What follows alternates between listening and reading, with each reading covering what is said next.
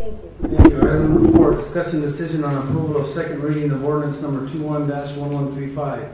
An ordinance of the Mayor and Council of the City of Douglas, Cochise County, Arizona, authorizing the sale of city-owned real property located at 357 East 10th Street, known as the Rivera Building, as lots 31 and 32, Block 85 of Douglas Town Site, as parcel number 409-07-06306 to Harold Cooley LLC, pursuant to terms entered into by parties, establishing severability of components of ordinance and establishing an effective date thereof. Any questions for Mr. Pedrosa? Mayor, Yes, please, Mr. Lina. I just had an idea. Is the floor of the Rivera Building old-time hardwood floor, because it was a roller skating rink at one time?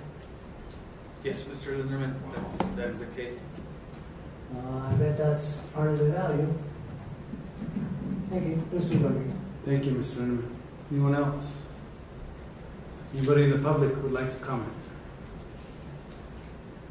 Hearing none, roll call, please. Councilmember Lindemann?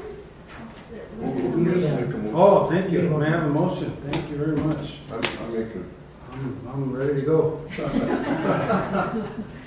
Mr. Shelton. okay, I move that the mayor and council approve this, make sure I got the right one here, second reading of ordinance number 21-1135 and to place it on third reading by number and title only. Is there a second? Second. Motion by Mr. Shelton, second by Mrs. Acosta, to approve the second reading of ordinance number 21-1135 and put it on third reading by number and title only. Any more discussion? Now we have a new public / quasi-public person in the audience. Hearing none, roll call please this time. Mr. Mayor, question for you. Yes. Would you like for Mr. Pedrosa to provide at least a brief background information since it is the second reading? Not at this time. Okay. Thank you. Councilmember Lindemann? Yes. Councilmember Acosta? Yes. Councilmember Shelton? Yes. Councilmember Valdenegro? Yes. Councilmember Grijalva? Yes.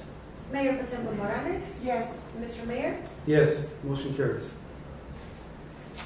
An ordinance of the Mayor and Council of the City of Douglas, Cochise County, Arizona, authorizing the sale of the city-owned real property located at 357 East 10th Street, known as the Rivera Building, as lots 31 and 32, Block 85 of Douglas Town Site, as parcel number 409-07-06306 to Harold Cooley LLC, pursuant to terms entered into by the parties, establishing severability of components of ordinance and establishing an effective date thereof. Thank you. Item number 5, discussion decision on approval of resolution number 21-1469, a resolution of the Mayor and Council of the City of Douglas, Cochise County, Arizona, adopting the City of Douglas budget for fiscal year 2021-2022. Mr. Miranda, please. Good afternoon, Mayor and Council. The final budget total we're bringing before you for discussion and decision on adoption is $88,626,891. This total includes ARPA funding of $4,385,561. Additionally, it includes $40 million in PSPRS pension bond obligation, which does not count towards the city's expenditure limitation imposed by the state, thus reducing the budget to $48,626,891, which is well under the state's expenditure limitation. The draft budget was presented to Mayor and Council during the Council meeting on June 9th, 2021, and the Council adopted a tentative budget via Resolution number 21-1463 on June 9th, 2021. By adopting the tentative budget, Council established a maximum expenditure limit. For the final adoption, the Council may decrease or move funding from one area to another within the same fund, but expenditures cannot be increased.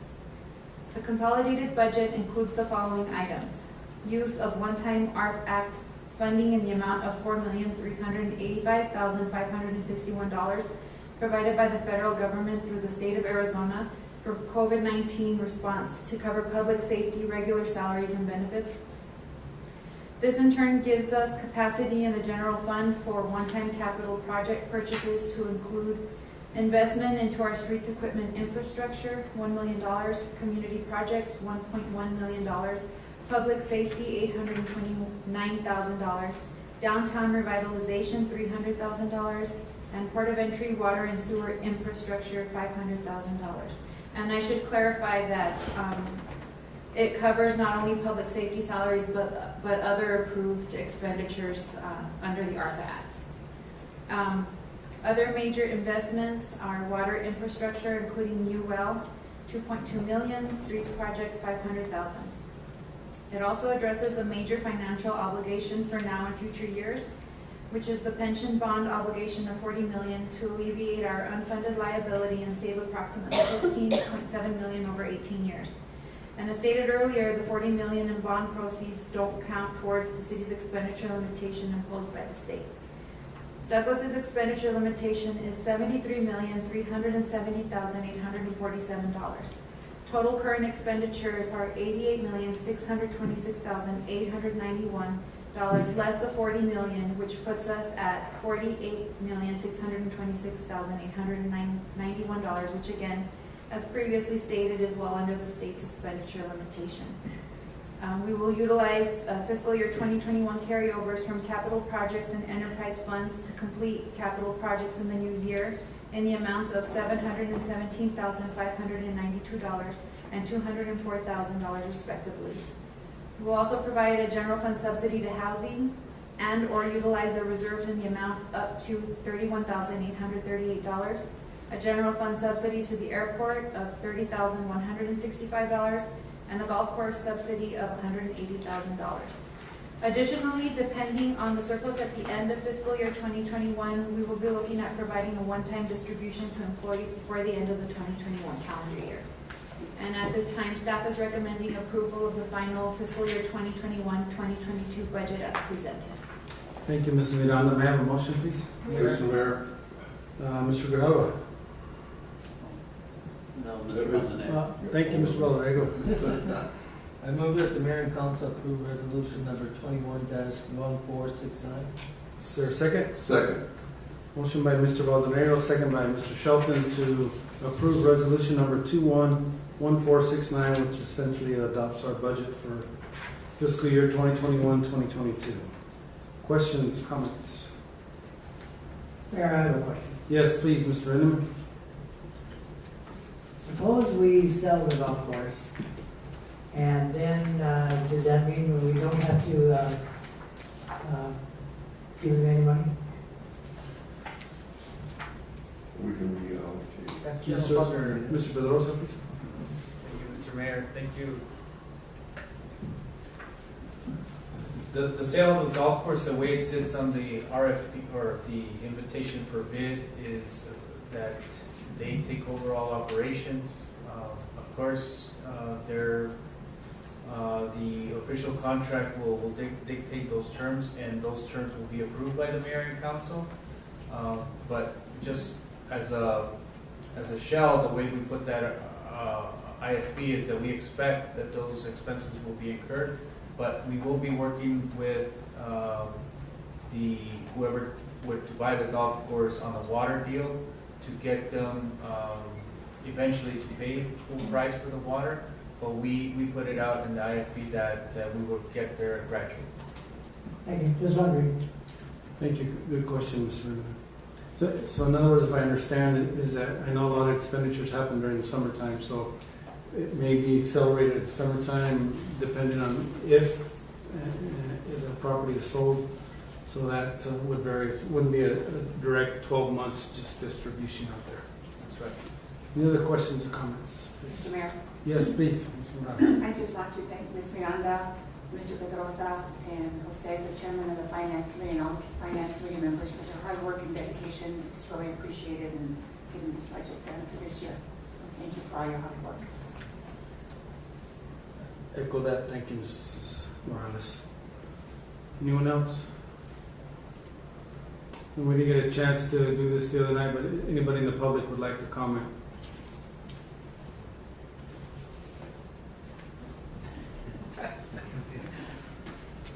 Okay, hearing none, roll call, please. Councilmember Lindemann, Yes? Councilmember Acosta, Yes. Councilmember Shelton, Yes. Councilmember Rosarito, Yes. Councilmember Grijalva, Yes. Mayor Pro Tempore Morales, Yes. Mr. Mayor, Yes, motion carries. Thank you very much, everyone, for Thank all you. your hard work. Item number 6, adjournment. May I have a motion? Mr. Mayor, Ms. Morales, I move to adjourn. is there a second? Second. Motion by Ms. Morales, second by Mrs. Costa to adjourn this special meeting. And again, we thank you all for your patience with us, those that are viewing at home and those that couldn't make it because of this time frame. We appreciate it. Again, it was a scheduling state law kind of snafu that we had to work out. Now we always want to do things right, and that's why we're here today. All those in favor of the motion to adjourn, please signify by saying aye. Aye. Any opposed by nay? Ayes have it, we stand adjourned at 12:11. Thank you. Sorry for bringing you guys up.